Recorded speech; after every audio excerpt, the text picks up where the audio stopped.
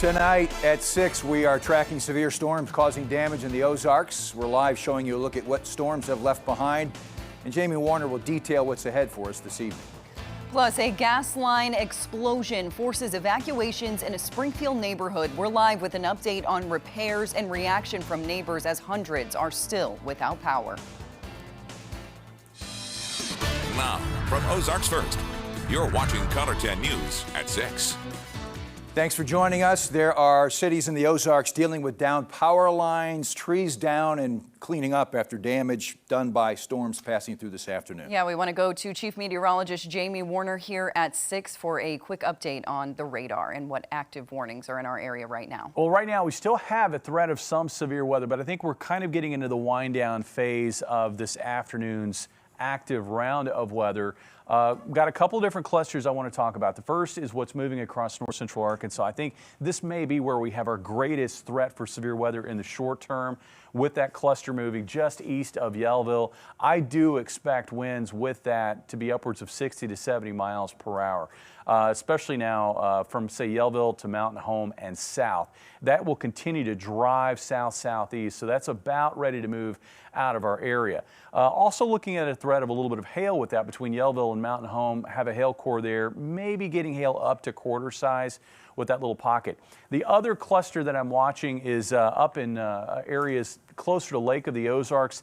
Those are some strong thunderstorms that will have the potential of producing gusty winds and maybe some hail as well. And I think that that's going to be a zone here for at least the front end of this evening, say Warsaw, south down toward Mountain Home and east. I think that's going to be a zone where we can continue to find some pockets of thunderstorms at times this evening that could become severe. I think that region may shift a bit further west by morning. I'll have more on that coming up. Bailey and Steve? All right, thanks, Jamie. Now, hundreds of people in southeast Springfield are left in the dark tonight after an explosion this morning caused by a natural gas line. City Utilities telling us residents near the Lake Springfield area should expect to be without power for several more hours and perhaps even into tomorrow. KOLR 10 Sydney Moran is live in Springfield this evening explaining how this all started.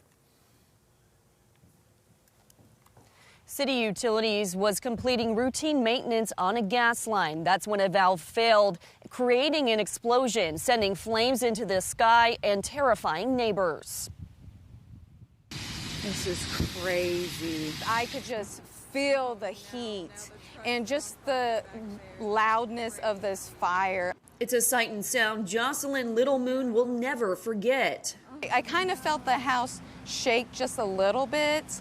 But it was the noise whenever I came out, just the rushing, the roaring of the fire. I have never seen a big fire like that before. Little Moon was working just yards away from one of Springfield's natural gas lines. On Monday, 3 city utility workers were completing routine maintenance on that line. When they disconnected that valve, it failed and the natural gas did not stop flowing and it ignited immediately. The explosion caused down power lines, leaving 1,700 households without power on a hot summer day. I'm just worried about everybody in the neighborhood, about their animals inside and their food in their fridge and trying to survive in this heat with no air conditioning.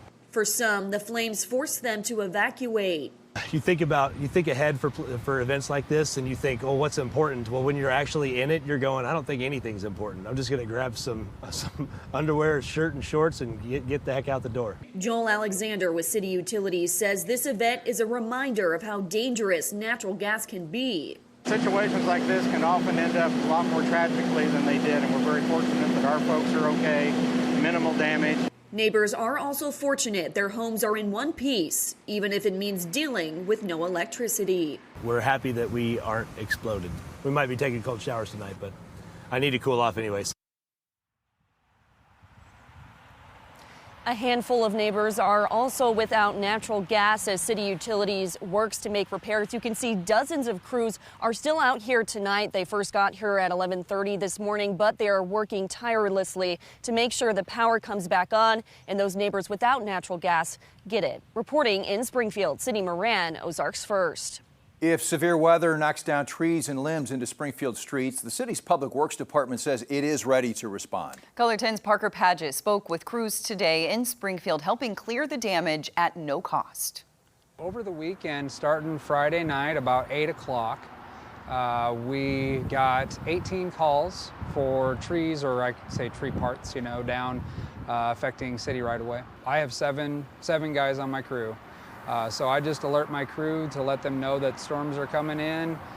So be ready for a call.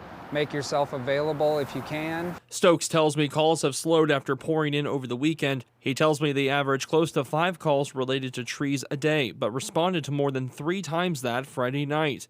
He adds they only respond to trees down in the city's roads, which is a service paid through taxes. Stokes says they saw a wider range of damage when responding to calls this weekend. We saw everything from whole trees blocking entire roads to just hanging limbs over, major thoroughfares. But yeah, we had some whole trees down that did take out power lines that, of course, city utilities came in and take care of the power lines before we get in and do all the tree work to try and remove the tree from right away.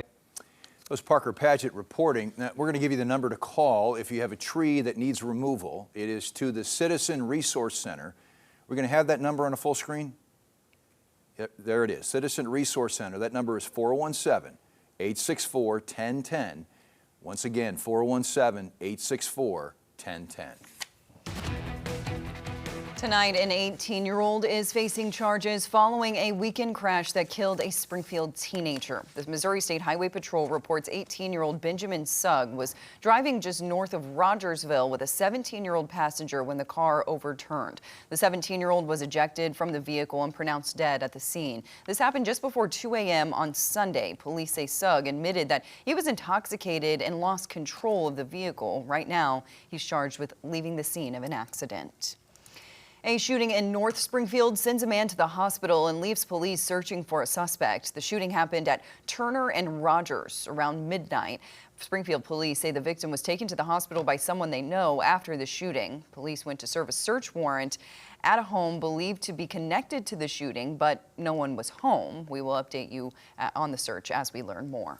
The 25-year-old man is sentenced to supervised probation after he kidnapped the driver and forced them to drive him to Arkansas. Investigators say the driver offered to help Joshua Patton and an accomplice with a flat tire, but instead the pair forced them to drive to Arkansas. Patton was sentenced to 3 years in prison originally, but a judge suspended the sentence. He'll instead serve 5 years of supervised probation after he pled guilty. A Springfield man is dead after his motorcycle skidded off the road.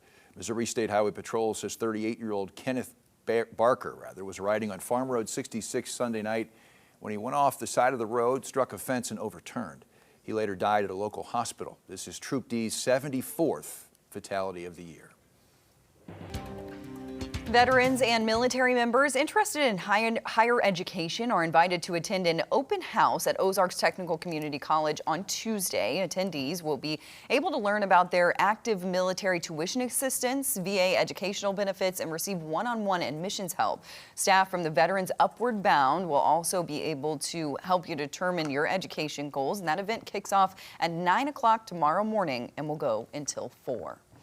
Still ahead here at 6, getting the edge on the Powerball jackpot. When we come back, we'll show you why people living in Missouri might have a leg up in the hunt for the $900 million grand prize. And first, we take a live look outside. Skies have been dark and ominous throughout the Ozarks. We have seen some damage done in Ozark cities. Jamie Warner will tell us exactly what's in store for us the rest of the evening and into the overnight hours.